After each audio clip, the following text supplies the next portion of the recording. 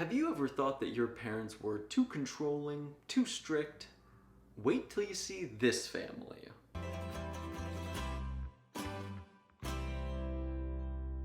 We're the Plath family. Now, I am not an easily shocked person, but this blew my lid off. Shalom sluts, I'm Eric, and today I'm going to be doing something a little differently. Recently, while we were going through Hulu, my brother found this show called Welcome to Plathville. The description of the first episode reads, "The 9 flaxen-haired children in the Plath family have never had a soda, don't know who Spider-Man or Tom Brady is, and have never watched TV. Living remotely in rural Georgia, who are very passionate about traditional roles, their courtship rituals, music, God, and domestic life." When my brother told me we should watch the show, I thought it was kind of a weird idea for a sitcom, but it turns out it's real. This is a documentary series made on Discovery. So needless to say, we started watching, and that description is just the tip of the iceberg. Cows! The cows got out. So the first episode mainly just introduces all the members of the family. Barry and Kimberly are the parents. Ethan is the oldest, who recently got married to Olivia, who left the compound. Farm. The oldest daughter, Hosanna, who isn't really in the show at all, is in a band with her husband. The Plath family were also in a family band at some point, and like a fucking course they were. I just imagine Kimberly and Barry in their I Love Lucy beds reading one night, and Kimberly turning to him and going, "You know, that Jackson 5 sure is some evil, provocative music. It's full of sin. I bet we could make a much better band. The Plath 11. Next you have Micah, Mariah, Linda, Isaac, Amber, Cassia, and Mercy. Together, they are Hitler's wet dream. I mean, the Plath family. Who is Spider-Man? Something that I don't know. I mean, she knows Spider-Man isn't real, right? Like, she could have just said it's a fictional character. Do they read? What do they read? I drank so much Mountain Dew when I was young. I drank too much Mountain Dew, it burned my lips off. They've never had a Coke. Can you believe that? That is so off the wall. Isn't that wild? Isn't that just crazy? Doesn't that just like make your brain spin? Isn't that fucking nuts? He was so excited. Like, that was the most excited he's ever been in his life. Barry is such a stoic person. He's like Batman. But he wouldn't understand that comparison. Hosanna had a college that offered a scholarship for her to do music. But what does she need college for? She's learning more by doing right now than she ever would sitting behind a desk in a college learning head knowledge. Oh boy, head knowledge. It's no good. I mean, what do you even call that? Yeah, I can't think of the word, but yeah. Some people want to just only eat chicken breasts and rice.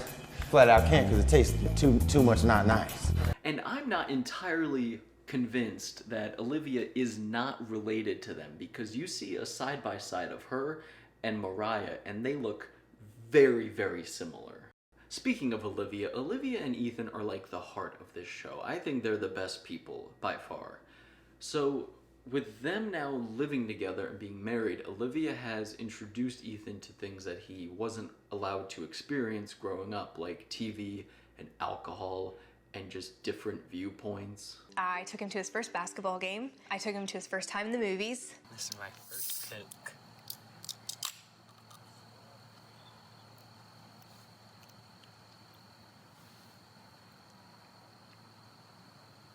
That's really good. Olivia herself grew up in a strict household, but not as strict as the Plath family. So she was religious, but it seemed like she could still hang out with friends, go to public school, watch TV. But because she did not grow up the exact same way that the Plath kids did, Kim sees her as this kind of wild stallion hussy who's just doing drugs and sucking dicks or something. I don't know. Kim's mom was an alcoholic, so she wanted a different life for her kids, which I'm not a psychiatrist, But that makes sense, sure. You know, if they've maybe gone too far isn't really for me to say, but what I will say is that this was filmed in 2019 and they have a freaking abacus on their kitchen table. Just get a TI graphing calculator, honey. That's not gonna corrupt your kids. They're not gonna start doing heroin because they know how to do the XY axis and know algebra. Numbers. Whew, second episode in. Mariah goes to San Francisco with Olivia to do some wedding photography. And as you can imagine, the parents did not think it was a good idea. But to me, the two biggest concerns would be, drugs and human trafficking. What? You know, stub your toe, crack your head open, potato, potato. I mean, I was just to San Francisco once. That was back. Was it good? In the 90s? 96. Okay. Yeah, I visited New York in 1982. I got stabbed 17 times on the subway alone. It's a bad city, man. Don't go. Why is this cameraman focused so much on her feet? So Mariah goes and she has a great time. She has cotton candy for the first time. She sees the Golden Gate Bridge, goes to the historical gay part of San Francisco, which personally I thought was just the entire city, but I've never been, so... Riding through the Castro district was not uncomfortable.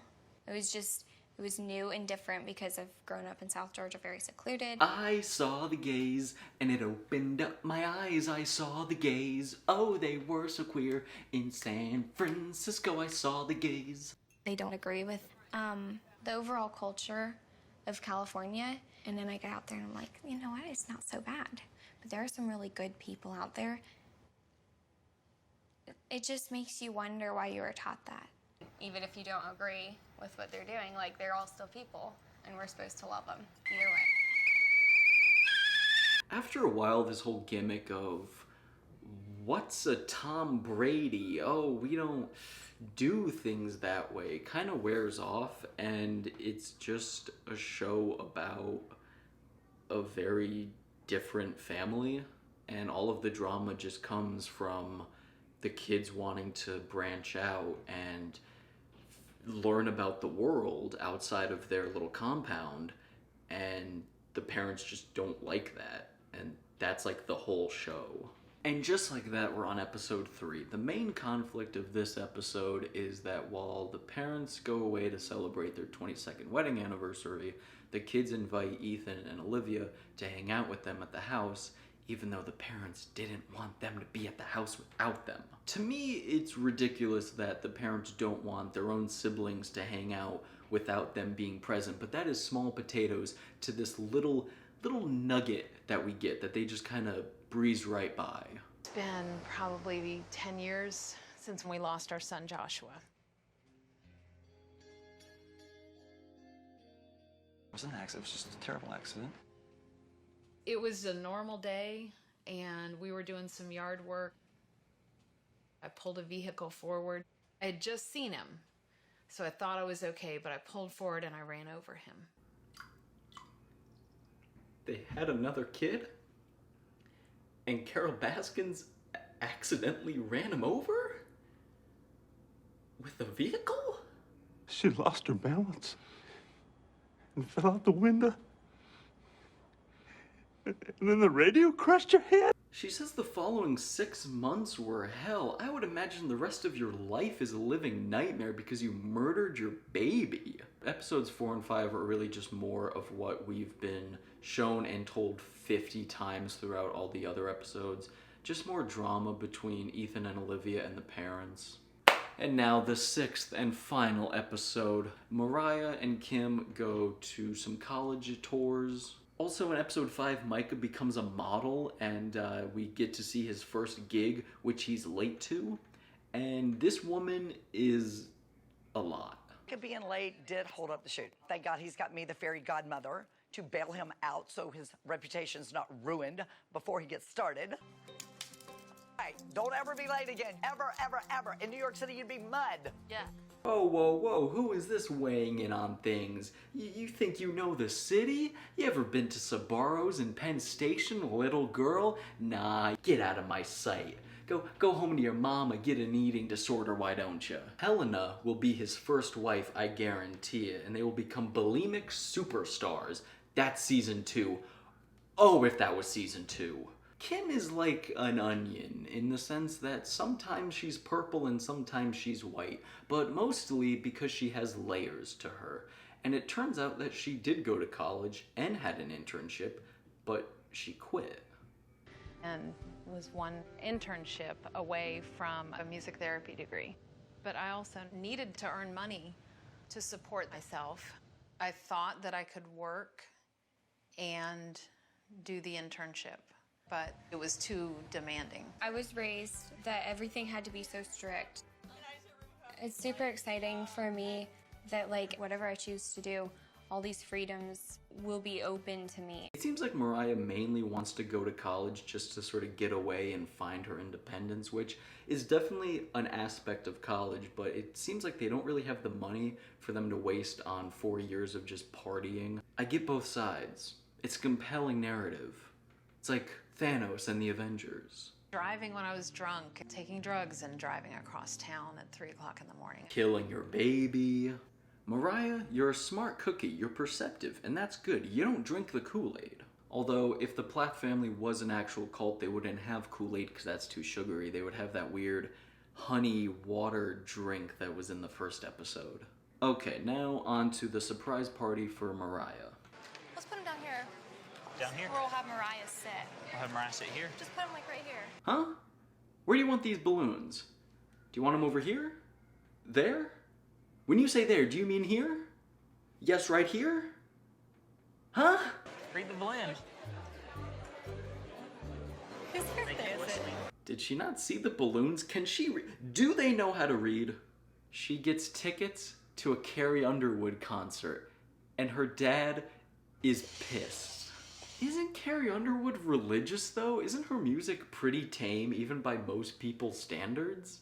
But then again, this is not most people. This is the Plath family.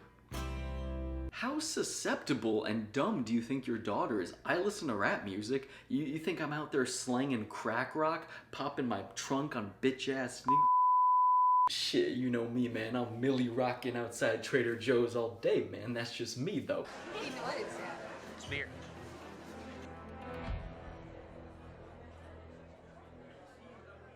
Oh, no. Everyone was having so much fun. But I also had something to tell my family. I'm leaving for Minnesota.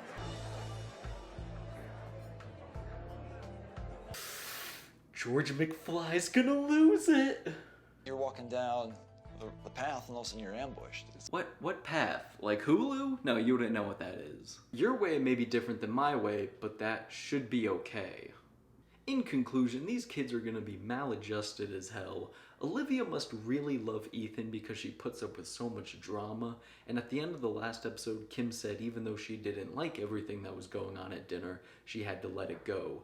And isn't that just what you have to do in life? No one's gonna think exactly how you do, except of course for Barry. Stress just melting away. Stress just goes. Maybe if they watched more movies, they could have learned some of these life lessons a lot sooner, but whatever.